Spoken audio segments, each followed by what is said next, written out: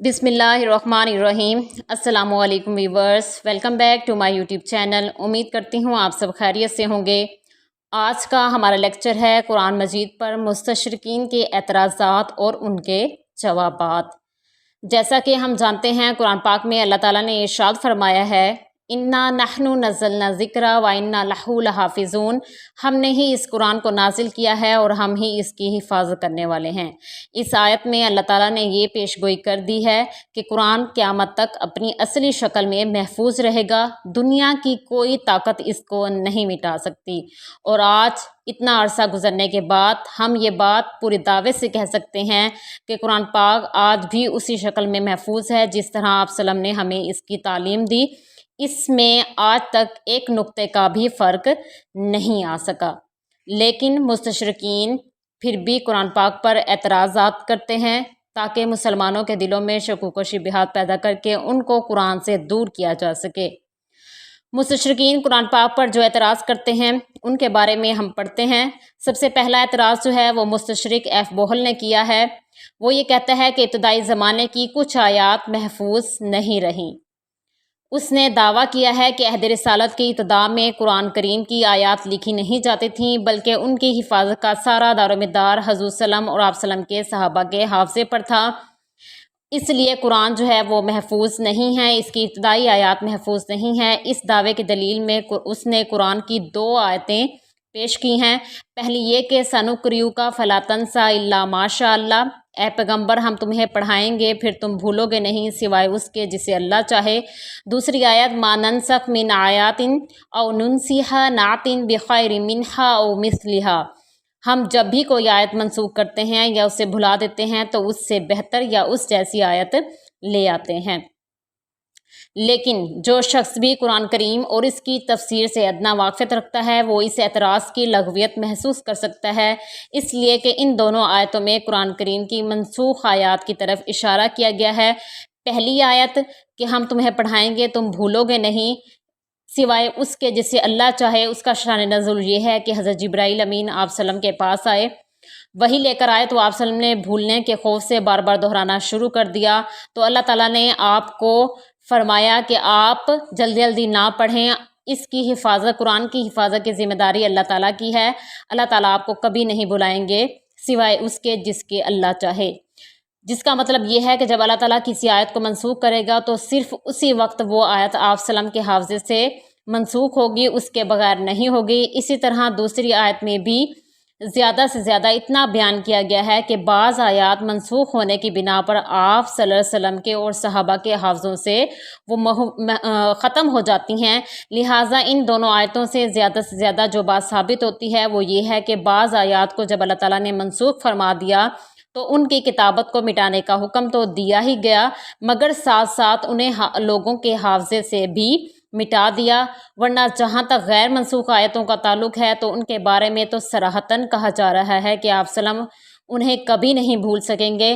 اس سے بات آخر کیسے نکل آئی کہ وہ آیتیں منسوخ نہیں ہوئیں، ان کے فراموش ہو جانے کا بھی کوئی امکان ہے۔ تو مستشرقین کا آپ صلی اللہ علیہ وسلم پر یہ اعتراض کہ آپ صلی اللہ علیہ وسلم جو ہیں ابتدائی زمانے کی کچھ آیات محفوظ نہیں رہیں، تو یہ اعتراض ان کا غلط ہے۔ اسی طرح مستشرقین حضرت صلی اللہ علیہ وسلم پر دوسرا اعتراض کرتے ہیں۔ دوسرا اعتراض جو ہے وہ ڈی ایس مارگولیت نے کیا ہے کہ حضور صلی اللہ علیہ وسلم ایک مرتبہ ایک آیت یاد نہیں رکھ سکے، یعنی آپ صلی اللہ علیہ وسلم کو ایک مرتبہ ایک آیت یاد نہیں رہی تھی۔ مارگولیت نے صحیح کی ایک حدیث کی بنا پر قرآن کریم کی حفاظت کو مشکوک بنانے کی کوشش کی ہے۔ صحیح حضرت عائشہ رضی اللہ عنہا سے روایت ہے کہ ایک رات حضور صلی اللہ علیہ وسلم ایک صحابی کو مسجد میں قرآن کریم پڑھاتے ہوئے سنا تو آپ صلی اللہ علیہ وسلم نے فرمایا کہ اللہ ان پر رحم کرے، انہوں نے مجھے ایک ایسی آیت یاد دلا دی جو مجھ سے بھول گئی تھی۔ اس روایت کو ذکر کرنے سے مارگولیت کا مقصد یہ ہے کہ اگر حضور صلی اللہ علیہ وسلم ایک آیت کسی وقت بھول سکتے ہیں تو معاذ اللہ دوسری آیت میں بھی یہ امکان ہے۔ نیز وہ اس روایت سے غالباً یہ بات ثابت کرنا چاہتے ہیں کہ قرآن پاک لکھا ہوا نہیں تھا، ورنہ آپ صلی اللہ علیہ وسلم یہ آیت نہ بھولتے، لیکن یہ اعتراض اس قدر بے بنیاد ہے کہ ایک معمولی سمجھ کا آدمی بھی اسے درست تسلیم نہیں کر سکتا، کیونکہ مذکورہ بالا واقعے کی حقیقت صرف اتنی ہے کہ بسا اوقات ایک بات انسان کو یاد تو ہوتی ہے مگر عرصہ دراز گزرنے کی وجہ سے وہ ذہن سے مستحضر نہیں رہتی، اور جب کوئی شخص اس بات کو، اس ذکر کو چھیڑتا ہے تو وہ فوراً حافظے میں تازہ ہو جاتی ہے۔ تو اسی طرح آپ سلم بھی عارضی طور پر اس کو بھول گئے، اور جب یاد آئی، جب کسی صحابی سے سنا تو آپ سلم نے فوراً اس کو یاد کر لیا، آپ سلم کو فوراً یاد ہو گئی۔ اس بنیاد پر آپ سلم پر نسیان کی نسبت کرنا انتہائی درجے کی ناانصافی ہے اور یہ سراسر تعصب ہے۔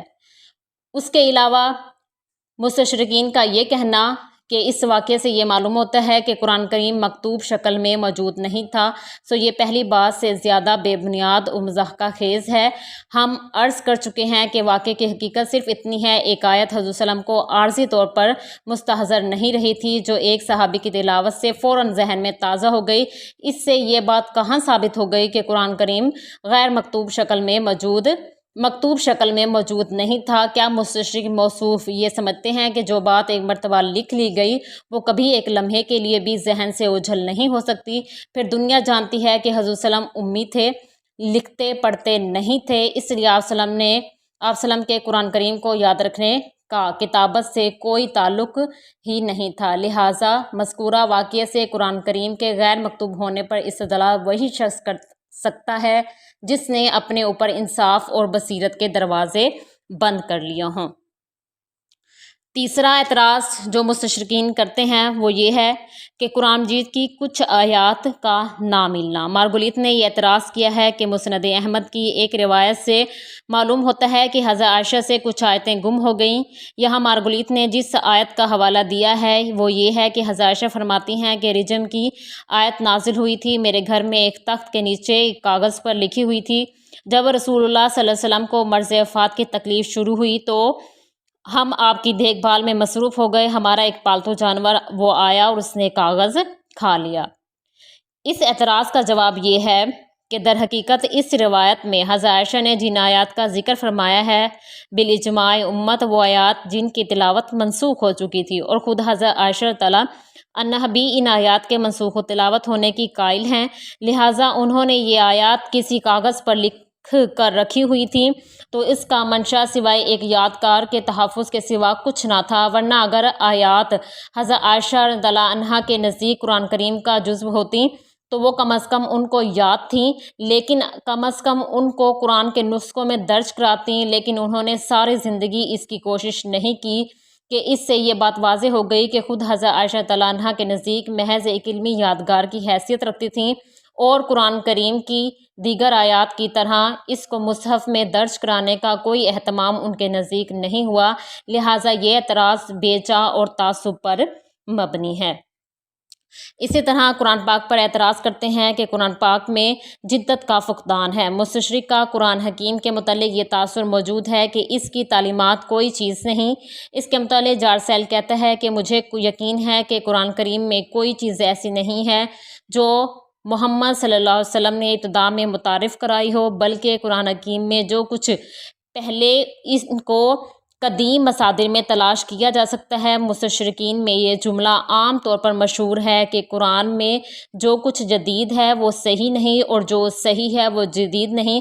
اصل میں مستشرقین یہ کہنا چاہتے ہیں کہ قرآن حضور صلی اللہ علیہ وسلم نے قرآن کریم کی تعلیمات یہود و نصارہ سے اخذ کی ہیں، وہ تو ٹھیک ہیں، لیکن جو آپ صلی اللہ علیہ وسلم نے اپنی جانب سے پیش کی ہیں ان میں کوئی بھی صحیح نہیں ہے۔ ہم مستشرقین سے یہ سوال کرتے ہیں، اگر اناجیل کی کوئی بات تورات کے مطابق نظر آئے تو کیا وہ اس بنا پر انجیل کے کلام خداوندی ہونے کا انکار کر دیں گے؟ اگر نہیں اور یقیناً نہیں تو پھر کیا وجہ ہے؟ انجیل میں اگر رسمی باتیں موجود ہیں تو سابقہ کتب میں بھی نظر آتی ہیں، تو اس سے انجیل کے کلام پر کیا اعتراض ہو سکتا ہے؟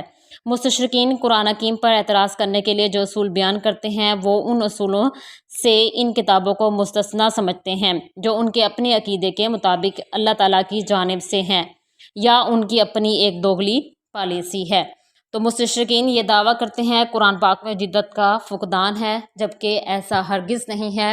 قرآن پاک میں جدت کا فقدان نہیں ہے، ان کا یہ اعتراض غلط ہے۔ تو آج ہم نے قرآن پاک پر مستشرقین کے کچھ اعتراضات پڑھے ہیں، اسی کے کے متعلق ہم چند اعتراض جو ہیں وہ نیکسٹ لیکچر میں پڑھیں گے۔ امید کرتی ہوں آپ کو آج کا لیکچر سمجھ آیا ہوگا۔ مزید معلومات کے لیے میرے چینل کو لائک کریں، سبسکرائب کریں اور شیئر کریں۔ جزاکم اللہ۔